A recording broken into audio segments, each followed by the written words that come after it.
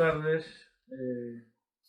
Dou a benvida a esta presentación de Fillos do Sol, de Cándido Pazó, actor, director, ben coñecido de todos, sobre todo nos últimos anos por ese monólogo que ten inspirado na obra de Neira Vila en memoria dun neno labrego, pero por moitísimas cousas máis que eu aquí agora non vou a glosar porque xa ven aquí a información nada pela, pero sí que é un libro dunha colección de teatro que é unha cousa bastante insólita no panorama das letras, ou polo menos é o que os editores normalmente dicimos, que e os autores de teatro tamén, que se publica pouco teatro, hai poucas coleccións. Entón é unha colección nova de Galaxia, que Galaxia dedica a obras dramáticas. É un libro que para min, fundamentalmente, que non entendo absolutamente nada de teatro, teño que confesalo, o sea que estou aquí como un simple introductor, ten un aquel especial.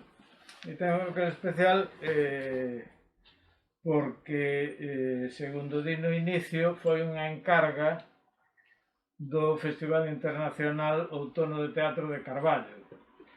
E, ademais, hai nos agradecementos a unha persoa a que eu lle teño especial aprezo e da que son moi amigo e co que teño pasado moi bons momentos, que é Alberto Sueiro. Entón, cando vin, porque non o sabía, cando chegou o libro a Galaxia e vin a Alberto Sueiro aí, a verdade é que foi unha sorpresa moi agradable, que che agradezo especialmente que o inclúas aí, porque o labor de Alberto Sueiro no Festival Internacional Outono de Teatro de Carballo é enorme, é dicir, aí levamos, non sei cantos anos van aí, pero van un montón de 30 edicións. Eu tiven a fortuna de poder asistir a varias e a representacións de grupos de todas partes, porque veñen de todas partes do Estado, incluso parece que algún estranxeiro, de galegos, e a verdade é que é un fenómeno insólito en Galicia, porque durante que son 15 días, ou unha semana. Non, máis. Digamos, un festival de temporada, por tanto, dura un mes e pico. Durante un mes nunha vila como Carballo, que se faga un festival de teatro, pois é unha cousa insólita e moi de agradecer, e quería salientar esta mención a Alberto Sueiro, porque da asociación Telón e Aparte, efectivamente, que foi un dos impulsores deste festival. Entón me alegra especialmente que este libro o escribise Cándido Pazó por encarga do festival e da Fundación Eduardo Pondal. E ademais que se porque ti como bolema és da terra, non? Exactamente. Eu son de Bergantiños, eu non, pero a familia do meu pai é de Bergantiños, de Laxe concretamente, pero a miña relación con Carballo non é por iso. Pero, bueno, en fin, este é un dos motivos que a min o libro, polo que a min o libro xa de entrada, nada máis abrilo, pois xa me resulta especialmente emocionante. E outro é, que xa é máis común, o tema, que é Eduardo Pondal. Claro, é un poeta, e non un poeta calquera, non só por ser o autor do himno, sino pola obra que ten, non? Tampouco vou eu agora falar de Pondal, pero sí que cando lín esta obra dramática escrita por Cándido Pazó, lembrei os meus tempos de editor en Sotelo Blanco, nos anos 90, en concreto no ano 95, debeu ser ao longo do 94-95, cando tiven a fortuna da man de Manuel Ferreiro, o profesor Manuel Ferreiro da Universidade da Coruña, editar o primeiro volume dedicado a Queixumes dos Pinos, da obra completa de Pondal. Posteriormente saíron os Eoas, que é un pouco o período que se trata aquí, pero xa non estaba eu en Sotelo Blanco, pero lembro aqueles meses de traballo co profesor Ferreiro, con moita gratitude, porque aprendín moitísimo non só de Pondal, sino de poesía e do que é toda a bisbarra de Bergantiños, polas notas que puxo a edición, e no que volvín a retomar a obra de Pondal, que xa coñecía, porque lembrome de estar lendo na biblioteca do Instituto Padre Sarmiento o libro aquel de, como era, poemas Queixumes dos Pinos. esquecidos Versos ignorados versos ignorados Esquecidos de Eduardo Pondal. de Eduardo Pondal, que publicara Edición de Galaxia, Carvalho Sí. edición de Carvalho Calero. Fora de colección era. Sí, lembrame de lela na biblioteca do Instituto Padre Sarmiento en Santiago. É dicir, que era un autor, efectivamente lera tamén os Queixumes na edición de Fernández la Torre da Biblioteca Gallega, non? Sí. Pero que no ano 95, ao volver a facer esa edición crítica, que ademais é tan precisa, do profesor Ferreiro, pois eu retomei e a verdade é que aprendín moitísimo e disfrutei moitísimo con aquel traballo sobre aquel libro e sobre a obra de Pondal, que é un poeta ao que volvo de cando en vez, e que, ademais, xa que está aquí Xavier Rodríguez Baixeras, que ademais é poeta e tamén traductor, e do que bebo moito de Pondal, porque eu agora dame, e permitídeme que siga con un discurso un tanto persoal, porque van a ser Xesús Alonso Montero e o propio editor os que falen da obra. É un autor Pondal do que sigo, un poeta do que sigo bebendo moito, e decía o de Xavier como traductor, porque agora dame de cando en vez por traducir poemas en verso, conservando a rima e o ritmo, pois de poetas como Wordsworth, por exemplo, William Wordsworth, o inglés, o poeta dos lagos. E aí, para poder manter o ritmo e a rima, moitas veces boto man de recursos pondalianos ou incluso de aires pondalianos a hora de traducir. A Wordsworth, por exemplo, a Yeats, que é un poeta que non cadrou xa tanto na época con Pondal, non? Pero que ten unha retórica da que para poder telo ao galego Pondal me serviu. Entón, ao encontrarme con esta obra de Cándido Pazó, a verdade é que me parece maravilloso que un actor e director teatral poña en escena tres personaxes, un que se chama Rosa e non é aleatorio o nome, me imagino, porque ademais aparece un poema na obra que se refire a iso, e ao poeta nunha pose casi esquizoide de división en dúas personalidades, en dous tempos simultáneos, o poeta mozo e o poeta xa vello cando está intentando sacar adiante os Eoas. Ese é o momento no que se desenvolve a obra, que non tiven a fortuna, non sei se repoñerá algunha vez, de poder ver. Sí que me gustaría vela, porque, e xa remato, antes de dar paso ao profesor Xesús Alonso Montero, o teatro é unha cousa que me admira. Non podo decir outra cousa máis que me admira, porque para min é absolutamente incomprensible como unha persoa se pode subir á escena, pode caracterizarse e pode estar durante 1 hora ou 2 horas representando, e o digo no valor da palabra, representando un papel sobre un escenario. A mí me parece asombroso e admirable, e polo tanto, para mí é unha honra presentar unha obra dun actor e director, porque as poucas veces que subín a un escenario decateime daquelo que comentaba que estudaba o querido Gustavo Pernas, naquel libro sobre a cuarta parede, e que efectivamente o escenario, cando un está subido nel, ten unha parede por diante, non se ve absolutamente nada.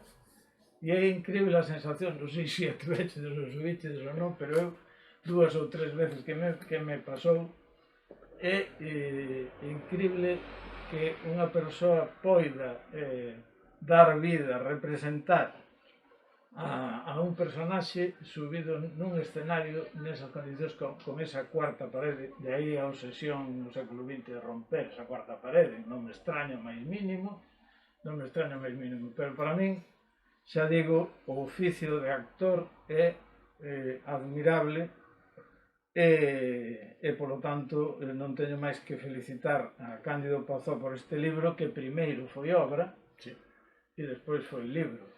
É dicir, foi obra 2 veces. Obra na escena e obra agora impresa no papel. E xa non digo máis nada. Parabéns ao autor, grazas por confiarnos Fillos do Sol, que espero poder ver algún día. Non sei se hai unha versión filmada ou algo. Sí, hai. E que vos convido a ler. E nada máis, deixo vos con Xesús Alonso Montero. Gracias. Antes de que fale Xesús, quería facer unha cousiña, que é presentalo por unha razón. No ano 1977, no vello auditorio da Caixa de Aforros, entón municipal de Vigo, daba unha conferencia dentro do que eran as mostras de teatro galego Xesús Alonso Montero. Eu, que tiña 17 anos, fui convidado a presentalo. Presentas Alonso Montero. Bueno, entón eu saín o palco e dixen: señoras, señores, con vostedes, Xesús Alonso Montero. Eu non sabía que presentar era decir algo máis, glosar un pouco, situar a xente. E Xesús Alonso Montero comezou dicindo grazas a Cándido Pazó por esa lacónica presentación. E eu quedei sorprendido coa palabra lacónica, non a coñecía, supuxen automáticamente que non tenía que ver con lacón, sería algo máis. Busquei no chegar a casa e deime conta que quería decir efectivamente iso, pois, excesivamente condensada. Tiven despois a fortuna de telo xa como mestre no bacharelato, tivena de novo na universidade. Falo ás veces con un home de teatro, Artur Trillo, que sempre tamén foi alumno teu na universidade, e el decíame sempre: para min as clases de Alonso Montero eran ante todo divertidas, decía ele en Santiago.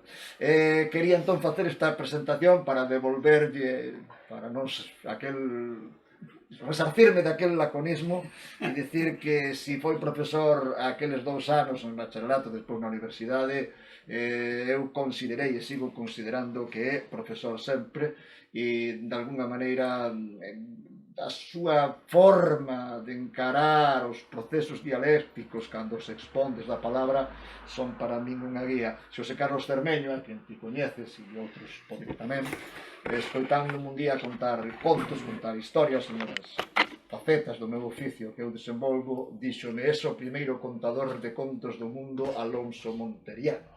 Díxome el pola miña forma, polo meu ritmo e pola miña maneira.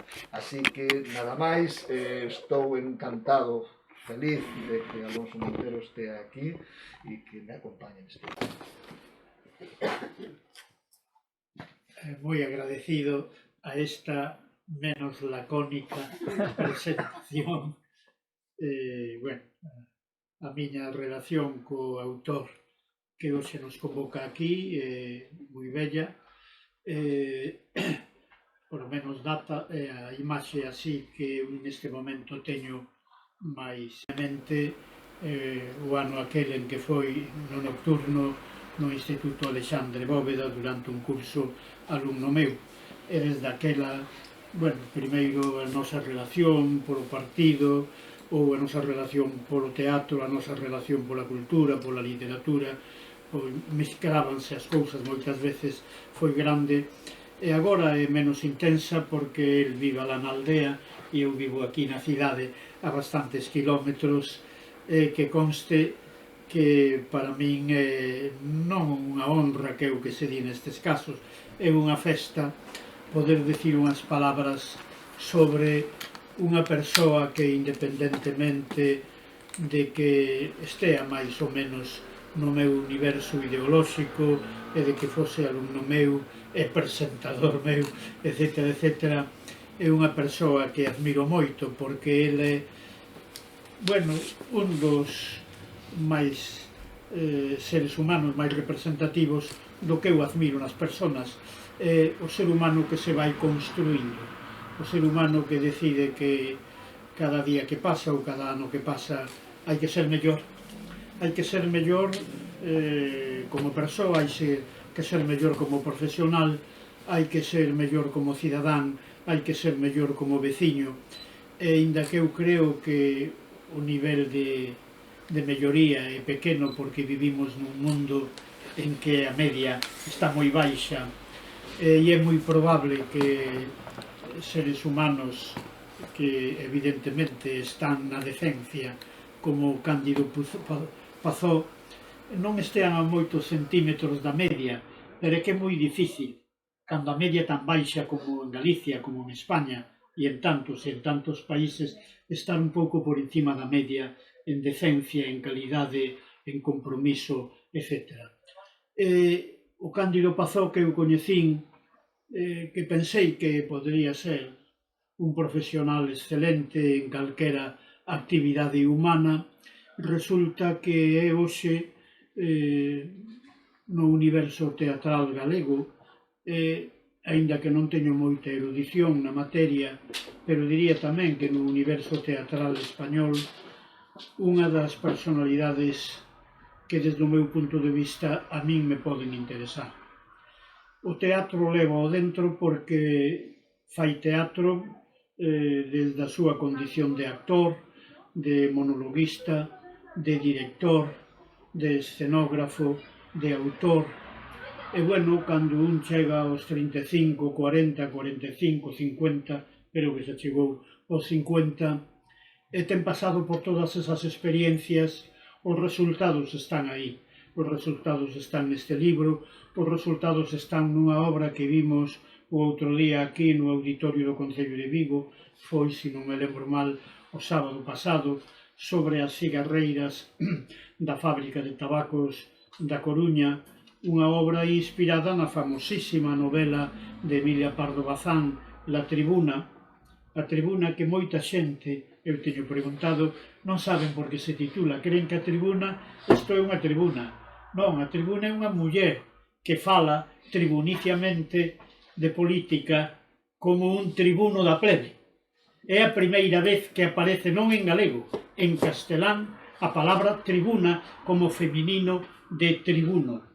Amparo, a protagonista da novela da Pardo Bazán e a protagonista da peza As cigarreiras de Cándido Pazó, era unha moza que, cando ten o seu primeiro fillo de solteira, é único, que se saiba, ten 19 anos, pero desde os 17, quizáis desde os 16, unha muller asombrosa, primeiro porque ten unha fermosura casi espectacular. Ela sabía moi ben que era moi bela, moi fermosa, e que tiña esa arma. Os pobres moitas veces non teñen máis arma que, neste caso, unha muller pobre, moi pobre, dun barrio pobre, filla dun barquilleiro e dunha tolleita, que antes, como traballara na fábrica de tabacos, bueno, saben que teñen a beleza, e saben que a beleza era moi importante para os homes, e ela tamén se equivocou. Pero esta muller é unha muller que ten, aparte dese atractivo físico, sexual, ten unhas virtudes oratorias verdadeiramente asombrosas. Esa é a razón pola que alguén que é moi culto, que quizáis é abogado, que leva moito tempo metido na política progresista da época, o vela, despois de oíla, chega á conclusión de que a novela de Pardo Bazán está en castelán, es unha tribuna de la plebe. Gustaríame, voulle facer propaganda as cigarreiras que os que están aquí presentes e non viron o venres ou o sábado da semana pasada esa obra, cando teñan ocasión vayan vela porque paga a pena. Paga a pena. Eu acabo de comunicar ao autor que me gustou moito, pero importa pouco o meu criterio neste momento, porque eu percibín, eu dediqueime máis que a ver a obra a tratar de detectar que pasaba no ánimo das 200 persoas que estábamos ali vendo a obra. Eu acababa de pronunciar a semana anterior na Universidade de Santiago unha conferencia sobre a tribuna da Pardo Bazán. Por tanto, bueno, tiña a obra moi interiorizada e decateime de que a xente estaba encantada, a xente que probablemente nin o 1% lera a novela da Pardo Bazán, estaba encantada coa obra de Cándido Pazó. Logo, ao final, foi casi o delirio, pero o delirio débese a algo que moita xente atribúe ao maniqueo o maniqueo Cándido Pazó, facer un alegato en favor da República, non? O alegato fai no Pardo Bazán, cando Amparo acaba de ter o seu fillo de solteira, está nunha situación moi atribulada, 20 ou 30, palabras da Pardo Bazán, 20 ou 30 traballadoras que saen da fábrica, pasan por diante da casa dela, o ano 1873, e o 11 de febreiro ou o 12 acaba de proclamarse a República, a primeira, en Madrid, e pasan por diante da casa de Amparo e din, en castelán, claro, viva la República Federal. E na obra de Pazó din en galego, viva a República Federal. O público que había ali creo que era bastante republicano, por lo tanto non había que alimentalo moito, pero con este alimento e con este final, é dicir, foi xa o delirio dos aplausos. Pero antes dese final, sin que a política teña un valor determinante en ningún momento da obra, o certo é que a obra foi seguida con auténtica fruición e con auténtica emoción.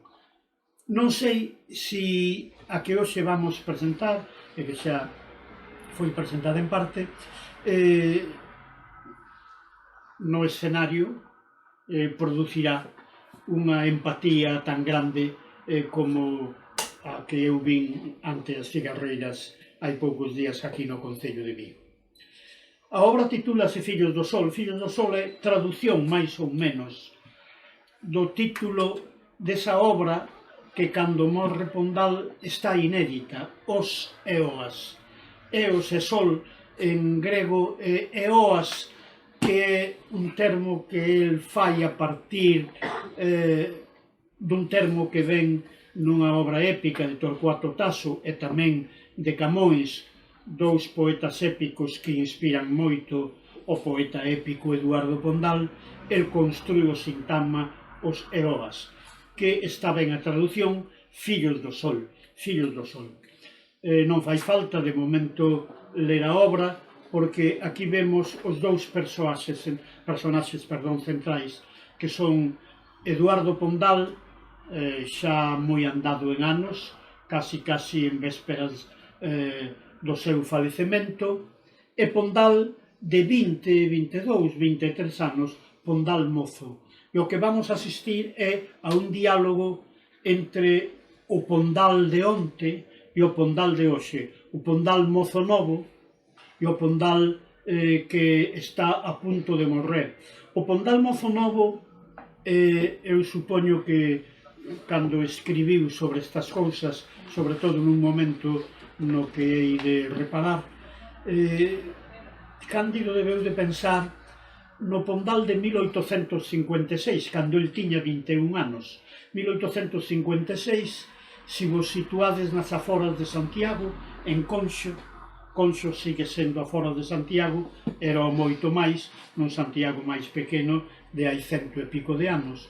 O famoso banquete de Conxo. No famoso banquete de Conxo, que é un dos acontecementos máis insólitos que se teñan dado non na historia de Galicia, na historia de España, en que van obreiros, os obreiros que pode haber en Santiago, que non hai a Citroën en Santiago, nin hai fábricas de coches, nin nada equivalente, hai pequenos artesáns, hai zapateiros, pero estes obreiros van de ganchete dos estudantes de Dereito, de Filosofía e Letras, de Medicina, e fan un banquete, é unha confraternización que asustou á burguesía e á aristocracia que vivía en Santiago, e non era para menos, porque por primeira vez vayan de ganchete a intelectualidade, ou como diría Santiago Carrillo décadas despois, que seguramente morreu sen saber o que era o banquete de Conxo, as forzas da cultura e as forzas do traballo, porque eran de ganchete as forzas do traballo, os artesáns, os obreiros que había en Santiago e os estudantes, que eran os representantes da intelectualidade. Aí escribe en castelán, porque daquela ainda non escribía en galego, Pondal, un poema, e escribe outro Aurelia Aguirre, poemas que, se os lemos, parecen casi socialistas. É o ano 1856, 8 anos despois da Gran Proclama. Ante un público ilustrado, decir Gran Proclama é o manifesto de Marx e Engels de 1848. Non sei se Pondal o lera. Pouca xente debeu de ler por aquelas, pero o que había no ambiente é un socialismo máis ou menos marxista que viña do manifesto de Marx, que xa estaba traducido a algúns idiomas, leendo, por exemplo, que Cristo é fillo dun carpinteiro e que todos somos iguais. Non todos somos iguais ante Dios, somos iguais ante o Fillo de Deus, que é carpinteiro, e o carpinteiro ten a mesma dignidade, naturalmente, que aqueles que van de ganchete comigo, que dentro dun ano ou dous van ser médicos, van ser abogados, van ser profesores de letras, etc., etc. Tivo que ser forzosamente desacougante para a burguesía de Santiago. Este Pondal eu vexo nun determinado momento, se cadra non o veo o autor, porque non é a primeira vez. Non é a primeira vez que un autor de teatro, supoño que a Shakespeare pasoulle moitas veces, está construindo un personaxe. Pero hai un momento en que o personaxe, Unamuno sabía moito desto, cando fixo unha nibola que se chamaba Niebla, e é o personaxe que enleva a súa man. Falaremos deso. Pois ben, eu monta unha obra sobre Pondal, que dialoga con Pondal, e hai unha criada de servir, como se chamaba ata hai pouco estas domésticas, porque, bueno, sempre hai que utilizar eufemismos. A criada de servir chamase Rosa. Hai tamén a dona da pousada, ou pensión, pero eu prefiro decir pousada, na que se hospedaba Pondal, que é certo que na Coruña vivía moito máis tempo que en Ponteceso, hospedábase ali nunha pousada.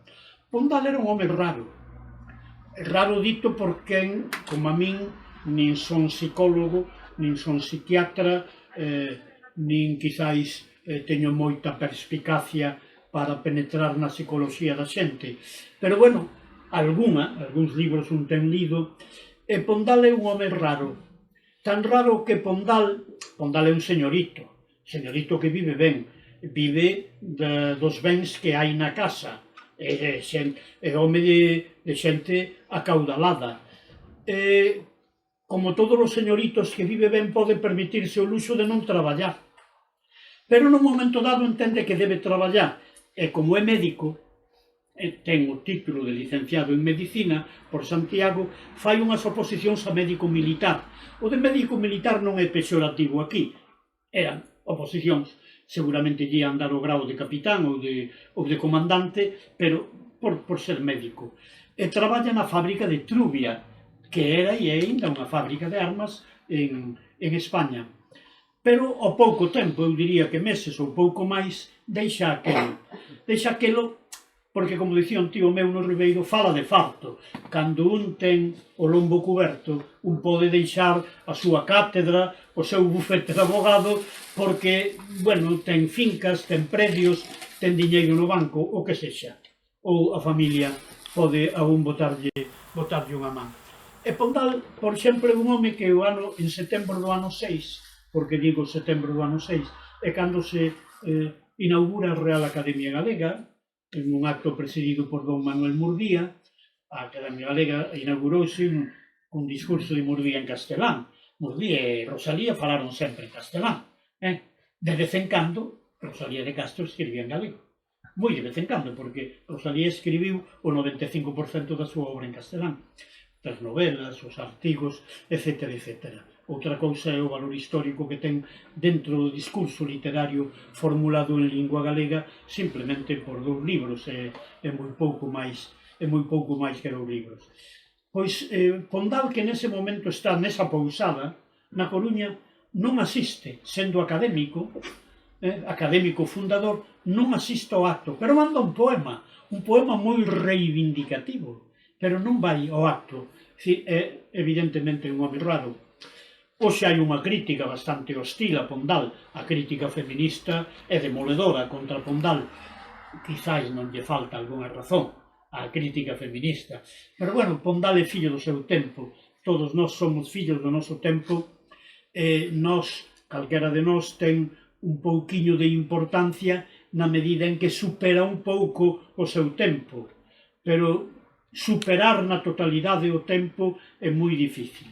Eu vexose cousas que parecenme teóricamente moi asumibles, pero, bueno, toda a miña vida, que é unha vida de bastantes décadas, eu estiven en coordenadas bastante distintas, porque, bueno, un é fillo das súas circunstancias, da súa familia, dos seus pais, da súa educación.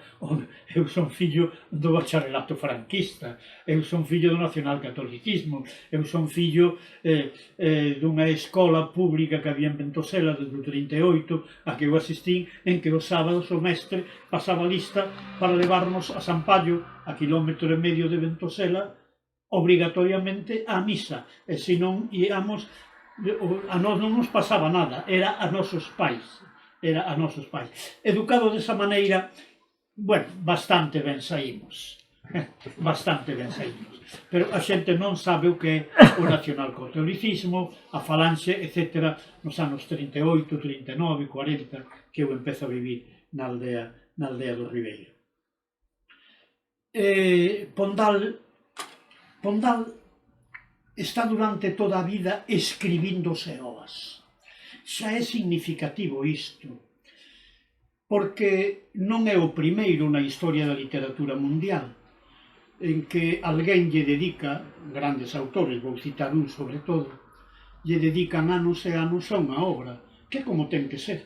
A min moitas veces asómbrame, estou pensando agora nunha gran amiga miña, que se obstina en publicar unha novela cada ano. E digo eu, por que hai que publicar unha novela cada ano? Non sería mellor durante 10 anos meditar ben unha novela e publicar unha novela cada década? Hai persoas como Rulfo que editaron un pouco máis dunha dúcia de relatos e están aí. Hai persoas como El Tostado, escribe Más que El Tostado, que publicaron volumes e volumes e só citan os eruditos en ocasións como esta. Goethe estivo 58 anos escribindo Fausto. Esa gran obra teatral de Goethe é unha obra elaborada polo seu autor durante 58 anos. Pero non é o caso de Pondal, porque no caso de Goethe é, digamos, un exercicio intelectual e un desafío intelectual. El sabe que a complexidade do mundo é moi grande e el quere levar a complexidade do mundo, do amor, da política, da causa da liberdade, etc., etc., a esa obra teatral, que, por certo, hai unha traducción galega de Loistonio, que sabía moi ben o alemán, durante 58 anos. Pero, bueno, eso enténdese. O que non se entende é o de Pondal. Pondal non está satisfeito, porque cando por primeira vez se publica os Seoas, que a edición faina un profesor que viviu moito tempo nos Estados Unidos, de Redondela, Amado Ricón, atopouse coa maleta, a famosa maleta, que xoga un papel moi importante aquí, cos manuscritos, cos folios manuscritos de Pondal, centos de manuscritos. Aquilo é unha selva, non unha selva oscura como a Divina Comedia de Dante, sino unha selva mesta e intrincada, en que primeiro Amado Rincón e logo Manuel Ferreiro, citado antes, os que fixeron unha edición máis definitiva ou menos indefinitiva, porque eu creo que aínda hai que volver aos EOAs. Atopáronse, por exemplo, a estrofa era a da épica desde 16 a oitava real, que son 8 endecasílabos, A, B, A, B, A, B, C, C. Esa a estrofa. Encontráronse con 3, 4, 5 versións dunha estrofa. Cal é a definitiva? A definitiva naquel momento para Pondal. Pero que Pondal deixou na casa, parte da maleta que quedou na academia, deixou na casa outro manuscrito con outras variantes que quizáis son máis importantes que as da academia ou ao revés. Eso é dificilísimo saber. Este mundo, ese é un mundo que eu creo que ainda hai que volver a él. Ou non. Porque, por que Pondal non publicou iso? Que moitas veces anunciou el mesmo que se iba a publicar xa. E publicaronse algunhas veces, algún canto, etc. Pondal non estaba satisfeito. Non é o caso de Goethe. Goethe non está satisfeito intelectualmente. E traballa. Mentras que el non está satisfeito por outra cousa. Porque Pondal é o poeta da raza. Pondal é o poeta de Galicia. Pondal é o poeta nacional. Pondal é o poeta dos Queixumes dos Pinos. Pondal é o autor do himno galego, da letra do himno galego. Un himno que debe ser dos himnos máis poéticos que ten a humanidade. Falan os piñeiros, que el chama de pinos. Falan os piñeiros, e os piñeiros dignos o que temos que facer. Mellor dito, aqueles que son vos galegos, e iba a dicir somos, aquel que quere dicir ser bo galego. Quen é o bo galego? Rosalía de Castro, Emilia Pardo Bazán, Valle Inclán, Curros Enríquez. Son 4 maneiras de ser galegos. Bueno, pois os piñeiros van nos dicindo o que temos que facer. Si non oímos ben e non interpretamos ben esa música, somos imbéciles e escuros. Que é moi duro iso, Bueno, pois Pondal é isto, pero Pondal escribe un poema épico sobre a descoberta da América. Un poema que, ademais, nun momento dado, polo que nos transmitiu Murguía, que era moi amigo del, íase chamar Colón. Entón, é un herói individual. Colón, daquela empezaba a decirse, Celso García de la Riega, que era galego, pero, aínda así, a galeguidade do poema non é gran cousa, por moito que o protagonista esencial sexa Colón. É a conquista da América, que hoxe está moi en entredicto, o que fixo o colonialismo español ali, como que fixeron todos os colonialismos. Que ian facer os colonialismos? A xente que no século XV e XVI foi a América, de España ou de Portugal, falo tamén das descobertas portuguesas, era xente que vivía nun sistema máis ou menos feudal. E que iban levar ali? A utopía socialista? Non, ian cos mesmos sentimentos de codicia, de despotismo, etc. É dicir, non o podían facer mellor. En Cuba, a xente, houbo tribus que se suicidaron porque non entendían o ter que vivir ou convivir con xente que mataba por unhas pedriñas de ouro. Evidentemente, esa tribu é moito máis virtuosa, moito máis elevada, moito máis espiritual que os españois que matan por ouro. Por iso de que fomos a levar unha civilización superior, que se entende por civilización e por superior. Bueno, hoxe está todo en entredito, como non podía ser de outra maneira. Eu creo que Pondal ten dúbidas. Pondal, el sabe o que representa no seu país, pero non sabe se os EOAs o van representar. El o que quere demostrar, eso tenho dito moitas veces, que o galego, o idioma galego, que é un idioma popular, que non falan a xente instruída, nin a xente acomodada, que ben claro, vale para todo. E se vale para a gran épica, como os Lusíadas de Camões, o Jerusalén Liberata de Torcuato Tasso, pois nós tamén temos un verbo, un idioma no que se pode construir ese xénero literario tan elevado, tan nobre como é a poesía épica. Todo isto é defendible, Pondal probablemente o sabía mellor que a min, pero o que eu creo que nunca estivo claro para Pondal é se os seus lectores e os seus admiradores, aqueles que sabían que era o autor da letra do himno galego, iban ver nel o poeta nacional, o poeta simbólico de Galicia, o poeta representativo. E eu creo que esas foron as dúbidas, porque senón non se explica que el non publicara o poema. E como o deixou naquela maleta, sabe que non hai Amado Ricón nin profesor Ferreiro capaz de poñer orde definitiva nunha selva tan mesta e tan intrincada de folios, de variantes, de modificacións, de correccións, etc, etc, etc. E todo isto, mellor que a min, sabe o autor. Sabe que este é un problema para el. E de pronto, pouco antes de morrer, Pondal ten os folios. Están os folios e non sabe que facer. E fala dos folios co Pondal novo. Co aquel Pondal cándido que eu creo que ainda está casi no banquete de Conxo. Sí. E hai un momento en que Pondal, da obra, este é un gran momento teatral, chega á conclusión de que hai que prenderlle lume aos folios. Eu creo que iso está moi ben visto. Seguramente Pondal pensou algunha vez, porque o Pondal que non acaba de publicar o libro, que o retoca, que colle estrategias distintas, é un Pondal que está insatisfeito. Por lo tanto, xa ao final da súa vida, en que xa non pode facer moito, mellor é queimar os folios. E empezan a arder, hasta que o Pondal novo o salva e non arde. E aquí xoga un papel moi importante, non o Pondal vello nin o Pondal novo, Rosa, unha muller analfabeta, que ten un mozo en Cuba, na Habana, un mozo que non sabe escribir, e alguén, un amigo, escribe as cartas, pero ele está empezando xa a ler e a escribir. E Rosa é unha muller analfabeta, nada instruída, que lle chama sistemáticamente Don Eduardo. Pero no epílogo, Rosa chamalle Don Eduardo, porque Rosa ten unha certa instrucción, e sobre ten unha actitude de cultura, porque Rosa, logo sabémoslo claro polo epílogo, Rosa vai a Cuba para casar co mozo. Parece que en Cuba foron malas cousas. En Cuba foron malas cousas, pero en Cuba aprendeu a ler, nas escolas que tiña precisamente o Centro Galego.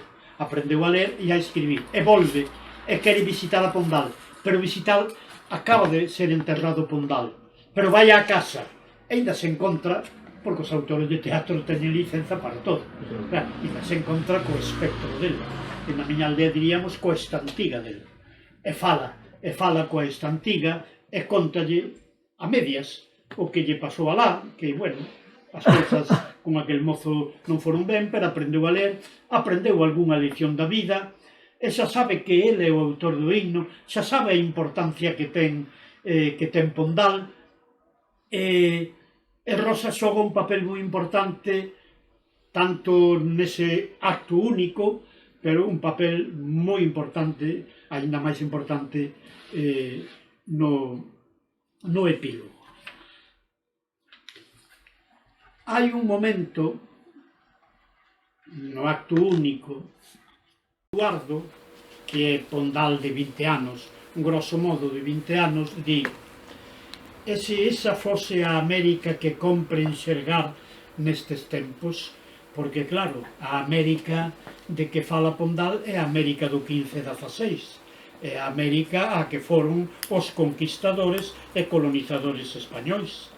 E ali crearon virreinatos, etc, etc, ali se enriqueceron os capitáns da conquista con procedementos despóticos e ali someteron, como eran sometidos os servos da gleba aquí en España, someteron a quen eran máis fáciles de someter, aqueles que acababan de ser vencidos, pero tamén os servos que ían cos capitáns conquistadores neste momento son menos servos que os que acaban de ser conquistados. Claro, esa é a América de Pondal. É a América que, no fondo, a Pondal lle debeu de crear problemas. É que fago eu falando destas cousas? Porque hai outra América.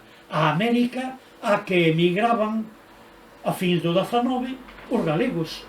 Rosalía dixo magistralmente: este vaise aquel vaise, e todos se van, Galicia sin homes quedas, que te poidan traballar, pero tes orfos e orfas e fillos que non ten pais, viudas de vivos e mortos que ninguén entregará. Eduardo o Novo dille a Eduardo o Vello: e se fose a América que compre enxergar nestes tempos, e se esa fose a dos que teñen que buscar ali quen lles escriba as cartas para enviálas a quen ten que buscar aquí quen llas lea, e se eses fosen os verdadeiros, é que me xo mal, eoas, os auténticos fillos do sol, fuxindo dos eidos escuros, perseguindo a luz, e se esa fose a grande epopea que merece o canto do poeta. Pois o Pondal Novo fai esta reflexión: vostede, don Eduardo Pondal, debía de poñer o seu talento de gran poeta, neste caso de gran poeta épico, para contar a epopea dos emigrantes galegos, analfabetos moitos deles, que foxen da miseria, pero que aínda teñen o arranque de ir a unha nova vida, e moitos deles, os que non morren de fame, os que non morren de miseria, faceren uns aforros, algúns faceren un pouquiño de fortuna, e moitos deles crearen o Centro Galego, crearen escolas, ou crearen as condicións para que ali se estree o himno galego, para que ali, en certo modo, naza a Real Academia Galega, etc, etc, etc. Iso é o que habería que cantar. O Eduardo Novo que canta aquí é un Eduardo que ainda ten un pé no banquete de Conxo. Non sei se o pensaba así Cándido, pero neste momento Cándido seguramente non está creando ou construindo o personaxe, é o personaxe quen lle leva a man. Seguramente ti aquel día dormiche máis tranquilo, porque o teu esforzo foi mínimo, non fixeche nada, escribiche o dictado, polo tanto, esta páxina, señores de Galaxia, non lle paguen dereitos ao paguen a este señor chamado Eduardo, en fin, se saben onde vive, toda esta cosa. É verdadeiramente conmovedor asistir, se un percibe toda esta problemática ao longo do acto único, asistir no epílogo o diálogo entre Rosa, a criada, que xa vai traballar na fábrica de tabacos, e ela di que ali vai haber 4.000 mulleres. Ela xa ten, aparte dunha certa consciencia de clase, xa ten unha lectura dialéctica da sociedade. Eu non son aquí a criada de dona Arminda, que por calquera cousa lle rifaba, lle berraba, lle baixaba o soldo, o pequeno soldo, etc, etc. Non vai ter, como Amparo na novela da Pardo Bazán, vai ter 4.000 compañeiras que poden facer unha folga, como se fixo na época de Amparo, que poden exixir mellores salarios e mellores condicións laborais e de vida e de vacacións, etc, etc, etc. Ela xa sabe todo. É o que aprendeu en Cuba. Aprendeu a ler e leu o texto da vida. Leu o texto da vida de tal maneira que xa non quere traballar de criada. Non, prefire ser unha proletaria. No sistema fabril que hai na época, que é a única fábrica que pode acoller a 4.000 traballadoras, como son as cigarreiras que había no momento en que fala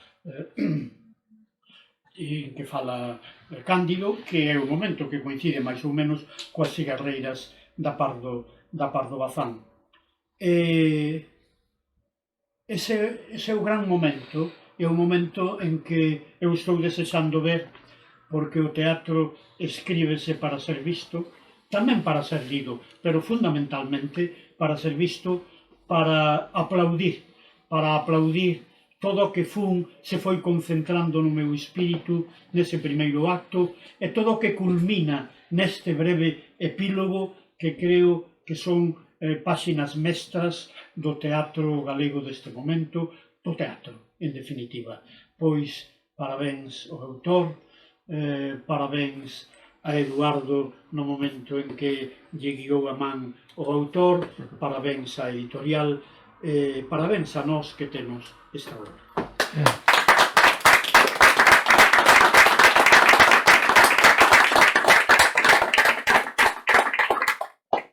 grazas.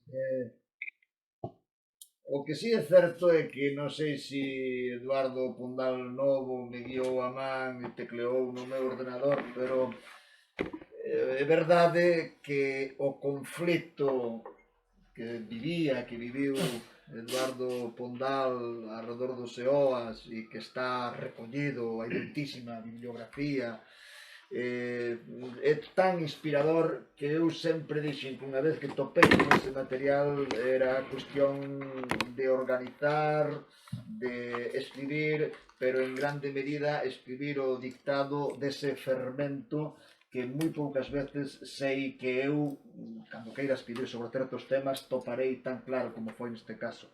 Antes de seguir, teño que dicir que hoxe é o día das librarías, por tanto, parabéns, que o meu segundo emprego, primeiro foi de pinche de albanel en Coia, e o meu segundo emprego oficial foi aquí nunha libraría que estaba pois, a 300 metros dos Choróns, Castelao, onde eu fui dependente.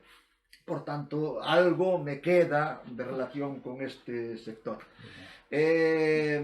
Falaches de Alberto, teño que dicir que esta peza primeiro, este espectáculo, e despois este libro, como derivación dese espectáculo, non existiría se Alberto, no seu momento, non me puxese nese brete. Foi el quen, xunto coa Fundación Eduardo Pondal, pero sobre todo el, sabendo que estaba aí o 100 aniversario da morte de Eduardo Pondal, dixo hai que facer algo.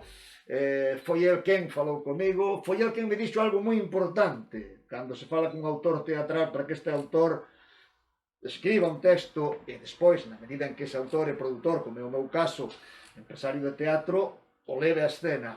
Os cartos están aquí. Era bastante máis mentira do que eu dicía.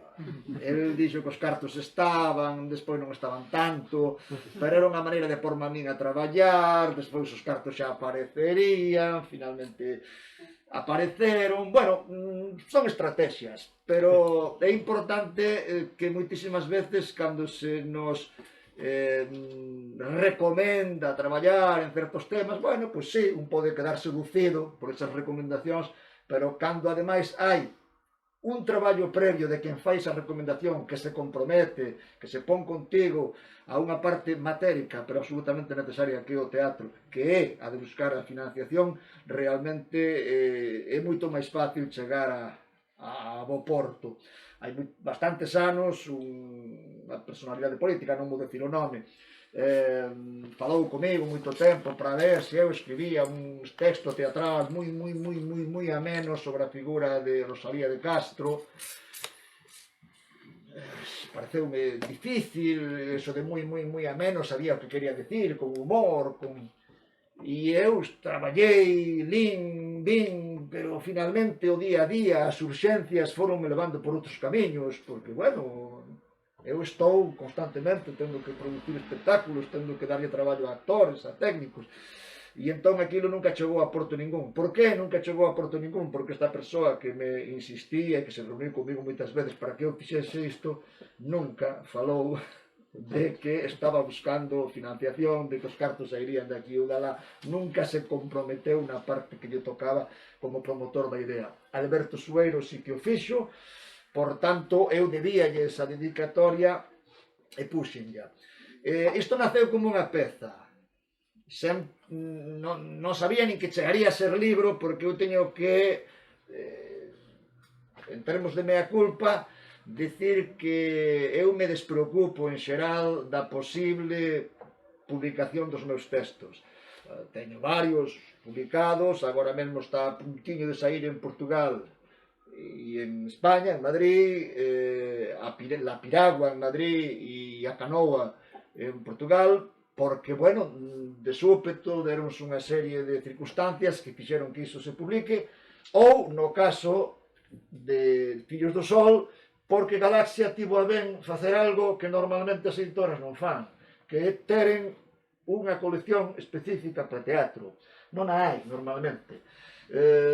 Había unha especie de colección, por exemplo, en Xerais, porque desde o Centro Dramático Galego, os libros, os textos que ali se facían, publicábanse cunha liña de axudas, pero en xeral, cando un peta nas portas das editoras para publicar teatro, realmente é moi complicado que chas abrenchas, porque xente moi amable, pero despois eso non chega a nada. E entón, finalmente, pois polo que antes dixen, porque ten outras urxencias, porque ten outros traballos, vai deixando iso, son un home de palco, as miñas pezas teñen que chegar ao palco, teñen que ser feitas, non escribo para ter os textos nas gavetas, por tanto, ao encontrarme con esta posibilidade, eu mandei outro texto que me pediu o director de Galaxia, dixenlle que quizás non sería, porque é un texto que é para un monólogo meu, estaba ainda verde, por outra parte, ten un formato que despistaría moito o lector, porque en realidade parece un guión.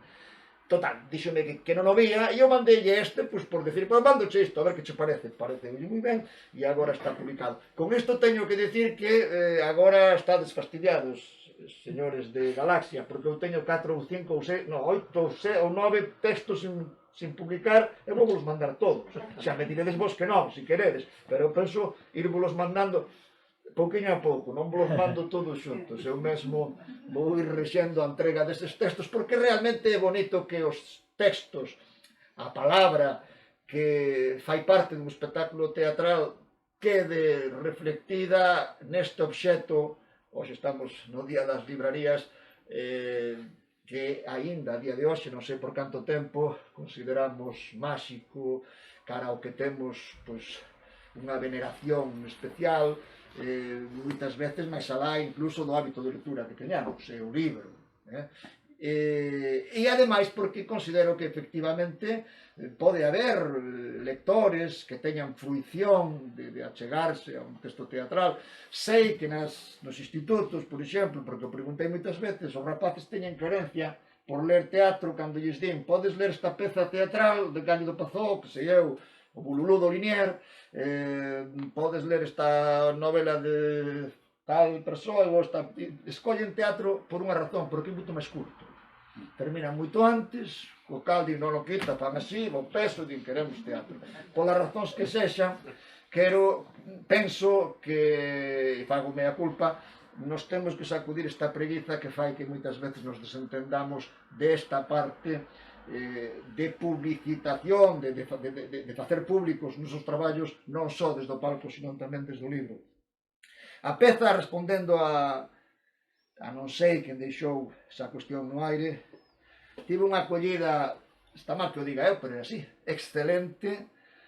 Realmente o papel, a interpretación que fixo César Cambeiro de Don Eduardo Pondal foi soberbia.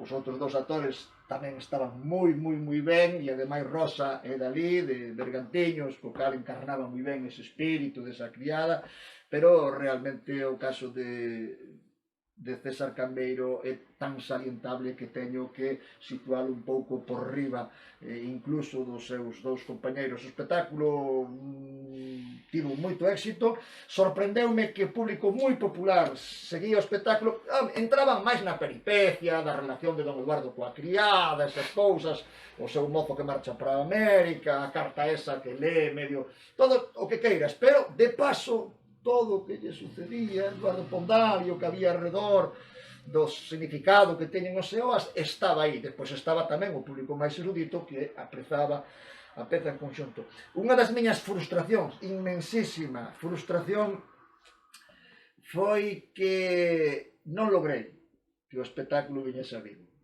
En xeral, casi todos os meus espectáculos veñen a Vigo, neste caso non o logrei. Hai uns mediadores, por favor, que non se entendan estas palabras como unha crítica, les fan o seu traballo, teñen os seus criterios, e non pode vir todo, e hai cousas que veñen, eu casi sempre veño, por un día que non veña, e veñan outros, pois está ben. Os mediadores, que son os programadores, neste caso unha programadora, estimou que non me interesaba, ou o que sexa, non quero entrar aí, porque entón parecería que se estou incidindo, e xuro vos que non quero incidir. O caso que en Vigo non estivo, para min é moi frustrante, eu ainda que vivo en Vedra moitos anos, son milito de Vigués, sobre todo de San Paeiro, de Sampaio de Navia, e quero que os meus espectáculos se miren aquí, e porque sei que realmente, en xeral, a peza gustaría, como gustou todos os sitios onde se puxo, fixéronse máis de 67 representacións, que son bastantes no panorama galego. Hai espectáculos como en Memorias do Nolo Labrego que van por 200 e pico, pero iso xa son fenómenos que teñen máis que ver co que significa Memorias do Nolo Labrego, Neira Vilas, un espectáculo que se representa 67 veces, podese considerar que está no rango do éxito. É curioso porque nun momento dado ti empezaches a falar de cigarreiras e un podría pensar que derivación, estamos a falar dos fillos do sol, que terá que ver cigarreiras, e ten moitísimo que ver, non sei se o sabías, pero algo se fala. Cigarreiras existe porque un día o programador de teatro de Moaña estaba mirando esta función na Guarda e ao terminar veume felicitar e díxome: o seguinte espectáculo que tes que montar é La Tribuna, unha adaptación de La Tribuna de Emilia Pardo Bazán. E eu dixen logo, por que? Bueno, porque Rosa, a criada, acaba dicindo que vai traballar na fábrica de tabacos da Coruña e, por tanto, eu creo que aí tes unha ocasión de darlle unha continuidade en canto que traballo teu, unha cousa que liga coa outra. E aquí teño que confesar unha cousa que, bueno, se o profesor Alonso Montero fose un profesor como os de antes, podía aturarme das orellas, pero supoño que non o fará. Eu non lera La Tribuna, cando mo dixeron, pues, lera os Patos de Ulloa, en fin, pero non La Tribuna. Cheguei a casa, baixeino por internet, lino, e dixen que é complicado, pero pódese facer. Na miña idea debíase facer só con mulleres, porque entón esa parte que ten de culebrón, se así o queremos pensar, Amparo, que ten unha relación con militar e que queda embarazada e el non quer saber nada, todo iso, creo que se dilúe, que enfocada desa maneira pode funcionar muitísimo mellor. A parte que seguía unha liña da miña compañía que ter certos espectáculos feitos só por mulleres, as do Peixe e outros máis. E finalmente puxenme, estaba aí o centenario da morte de Emilia Pardo Bazán e acabou sendo o que os que o viran e os que non, pois espero que poidan aínda ver, porque aínda tardará moito tempo en andar polos escenarios. Ese outro día no que falaba Xesús Alonso Montero no auditorio da Caixa de Aforros. Pero é curioso como as cousas siguen levando unhas ás outras, porque falaba eu contigo ao principio das ganas que tiña nalgún momento dado, e ti animáchesme, puxéchesme nunha pista moi interesante de escribir un texto sobre Curros Enríquez.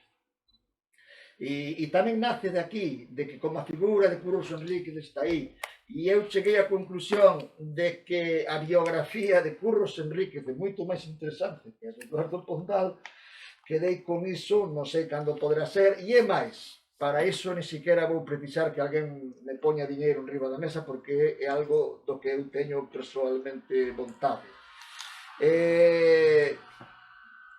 Sobre todo, cando sei que hai aí un material deste do que ti me falaches, que pode ser un fermento, creo que tan interesante como este que eu encontrei para escribir este texto. Teño que decir que cando me dixeron de escribir sobre Pondal, eu asusteime, parecíame así como unha figura árida, que me pode dar?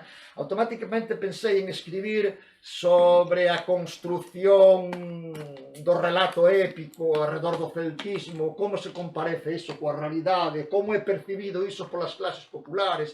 Entón inventei un personaxe que era un home que lle vendía queixos non a Eduardo Pondal, sino na pousada na que estaba Eduardo Pondal, e que de alguna maneira falaba con Don Eduardo falaba de todo aquel mundo, e aquel era un home cos pés na terra, pero que ao mesmo tempo traballaba con un material que tamén é un material en transformación, é o leite que fermenta e que acaba producindo un produto que non é leite, pero que deriva do leite, que ten que ver co leite, ten moito que ver coa construción do relato épico, que efectivamente nace dun material limitado, pero que dependendo como o trates, vai creando un material novo, distinto, que ten que ver co anterior, que o supera, e que finalmente acaba por ser unha realidade. O queixo é unha realidade, ainda que non sexa leite. E nese mundo hai moito que traballar. Que sucedeu? Que cando me puxen a investigar, topei con isto e dixen, non. Para facer unha peza teatral hai que ter un conflito, sempre. Hai unha peza, a historia do soldado, na que hai un soldado que ven da guerra, leva un violín, e entón o demo que cruza co soldado dille, dasme o teu violín, e o soldado dille, non te dou o meu violín. Esta peza foi representada hai anos por Avelino González, e máis por Fernando da Costa, un autor de Ourense, e é unha peza además que ten música e tal, e eles sempre bromeaban co seguinte, e se un día ao empezar, Avelino facía o demo, non podía ser de outra maneira, eu che pregunto a ti, Fernando, dasme o teu violín, e vas ti e disme, se tomo o violín, leva o violín, non hai peza, ala vai, acabouse. Efectivamente, cando non hai conflito, non hai peza teatral, e aquí o conflito era tan claro que realmente a partir de aí era porse a traballar, pero necesariamente tiña que sair, e foi por iso polo que abandonei aquel outro proxecto, centreime neste, e porque ademais en grande medida me vin reflectido nun aspecto, e é na neurose creativa. Eu realmente sufro angustia cando estou escribindo, podería escribir máis se non a sufrira. Eu falaba moito co lembrado Roberto Vidal Bolaño, el dicía que non, que el vomitaba realmente cando escribía e que quedaba liberado, eu non. Tamén, certamente, teño sempre medo a que iso que estou producindo non estea á altura que ten que estar, non estea atinando nas teclas axeitadas. Que sucede? Que como teño que estrear tal día, e os actores están esperando polo texto, e a de produción está me dicindo avanza que non, pois chega un momento que non che queda outro remedio que dicir non, acabouse, non hai máis prazos, hai que presentalo. Isto non lle pasou a Eduardo Pondal, ninguén o obrigou e por iso morreu sin entregar ese texto. No meu caso non foi así, e espero que non sexa así, no que me quede aínda por escribir. E espero tamén, xa que dixen aquí que había de escribir sobre curros, que se dé a circunstancia de que en algún momento se cree un prazo, un compromiso para que ese texto, que tamén, en certo modo, nace deste, sexa realidade. Moitísimas grazas por estar aquí. Creo que non me queda máis nada que... sí, unha cousiña, un pequeno detalle. Do lume, realmente... introducir como final dun espectáculo esa ansia de queimar o material, o que escribín, iso é moi teatral. Non se pode facer despois, por riscos laborais, hoxe en día está absolutamente prohibido prender lume nun estrado. En tempos podíase, hoxe en día non. De feito, na peza, digamos que un prende un isqueiro, outro bate e quita dai, que vas queimar, hai fórmulas. Pero é tan teatral a apelación a esa posibilidade de queimar o lume, é tan maravillosa para os incendiarios, que eu agora mesmo estou terminando un traballo inmenso que é a adaptación da Peste de Camus para un espectáculo que vou estrear no ano que ven, en xaneiro, e aí hai un personaxe delicioso que é Grand, Monsieur Grand, bueno, que é un pobre auxiliar administrativo que está escribindo unha novela constantemente durante anos, pero que nunca pasa das, que sei eu, 25 primeiras palabras, porque nunca están ben, nunca están ben, e cando no seu momento é apañado pola peste, o que di xa non teño tempo a seguir traballando, pulindo, bourando nisto, lume, queimade o todo. De repente é como que as cousas se relacionan, tiña ganas para animarme a mí mesmo, porque esta aventura saiu moi ben con esa aventura na que agora estou. O dito, moitísimas grazas, non sei cal é o protocolo, se a xente ten que preguntar, como... xa falamos abondo, en fin. Se alguén quere facer unha pregunta ou comentario, penso que pode facelo.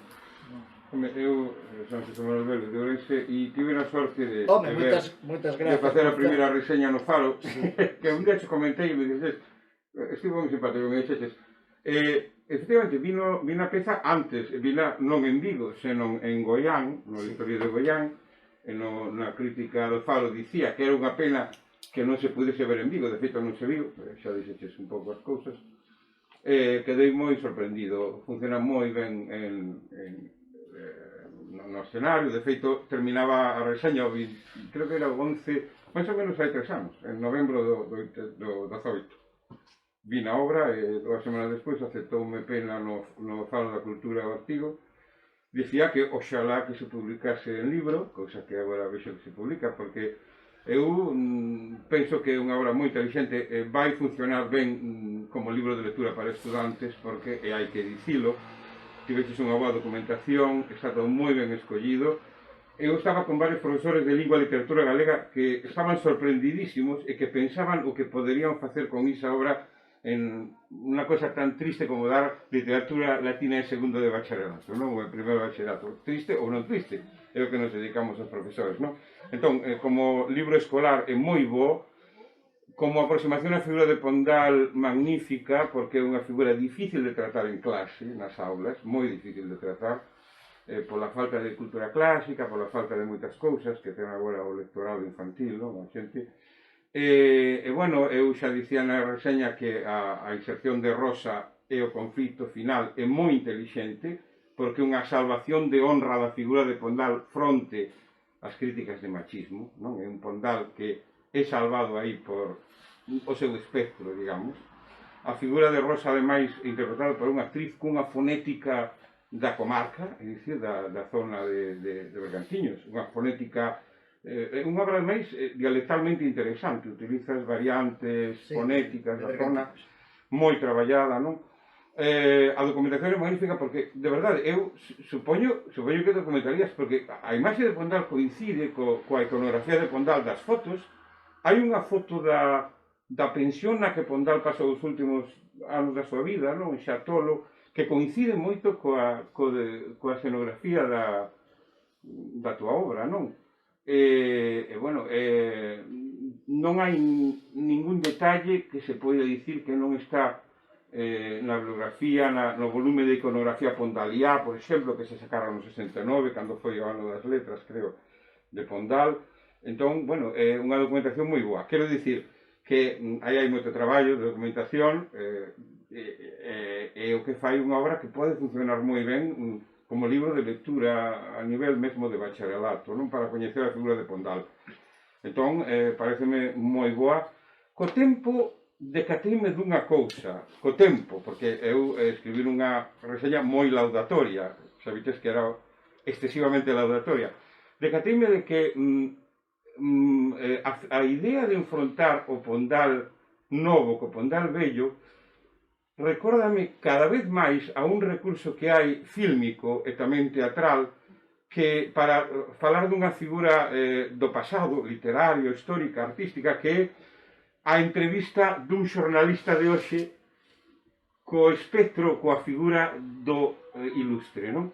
Eso ten pasado, é dicir, hai obras teatrais, fílmicas, en que un personaxe tipo Picasso, pois é entrevistado máxicamente por unha persoa de hoxe, non? E decátome co tempo de que o Eduardo Novo funciona moi ben na obra como o punto de vista do rapaz novo de hoxe mesmo, non? Cando se enfrenta con unha figura tan ríspida, tan difícil como Pondal, non? Entón, é un acerto máis, é dicir, eu xa escribí na crítica que é un artefacto teatral perfecto, ademais moi pouco experimental, porque tes unha dramaturxia que non rompe a cuarta parede, que non mete musical, que non mete ningún tipo de cousas que estaban moi de moda no teatro, non sei, outros tipos de obras, non? Ten unha clasicidade, digamos, na escenografía, no punto de na posta en escena, que tamén se agradece, porque justamente o elemento fantástico que é o espectro do Pondal Novo xa abonda, non? Como elemento fantástico. Entón, felicidades, sigue me parece unha obra, un artefacto dramático perfecto e un modo perfecto de que un público mesmo novo se abeire a figura de Pondal, non?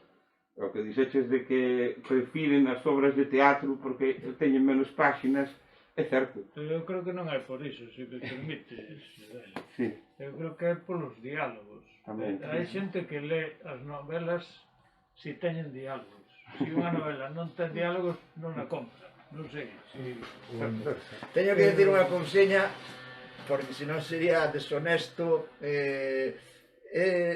Iso de non romper a cuarta parede, ese clasicismo na composición, máis alá de que non é naturalismo, posto que un non pode falar co seu propio eu de anos atrás, é algo especial deste libro, non é o meu xeito. O meu xeito é todo o contrario, eu son un destructor absoluto da cuarta parede. Rara é a peza miña na que non hai personaxes que falen directamente co público. Outro día Dona Emilia falaba directamente co público, agora coa peste tamén habrá personaxes que falen co público. Eu teño unha carencia absoluta polo que hoxe en día se deben chamar monólogo. Monólogo sempre foi outra cousa, pero bueno, a narración oral, que é algo que é un produto escénico no que estás riba do palco, pero estás constantemente falando directamente ao espectador. Con isto quero dicir que neste caso foi así, noutros non é así, noutros será de outra maneira, e o que sí que reivindico, sobre todo por certas correntes que hai hoxe en día, é que se pode escribir desta maneira, teatro desta, daquela, todo o teatro, todo se pode facer, e vivimos en tempos eclécticos. Digo todo isto porque ás veces encontro con xente nova que rapidamente liquida a cuestión dicindo que rancio é iso, que moderno é aquilo, a quen lle tes que lembrar. Iso ao que ti te refires como moderno xa se facía nos anos 70. Xa o facía o Living Theatre, xa o facía Cantor, e de repente miran pa ti como non o estou descubrindo eu non, que va. Todas as modernidades están descobertas hai muitísimo tempo. E moitas veces a xente que xa temos non 50, senón 60 anos, encontrámonos tendo que de repente reivindicar o noso lugar como dramaturgos como si, non, porque agora o que se fai e o que se ten que facer é o post-dramatismo. Digo, bueno, se na etiqueta máis, podes facer post-dramatismo e escribir cousas maravillosas e podes facer unha escrita absolutamente, chamémoslle convencional ou tradicional e facer algo maravilloso e viceversa, para ben ou para mal. Hai un último comentario, non quero usar, pero como resulta interesante a conversa, o tema do conflito que dixeches. Eu cando leo unha novela, é unha das cousas que busco. Hai conflito, aquí hai algo que tire da novela. Pero, sin embargo, eu teño a intuición de que, por exemplo, o teatro moderno, unha das cousas que intentou foi fuxir do conflito. Porque, por exemplo, cal é o conflito de Esperando a Godot? Bueno, pois é que están esperando a Deus, Deus non aparece, que facemos? Seguímoslo esperando ou non? Esperando a Godot, hoxe en día, pode ser considerado unha obra clásica. É un conflito. Sí, absolutamente. Seguimos esperando aquí para sempre ou marchamos?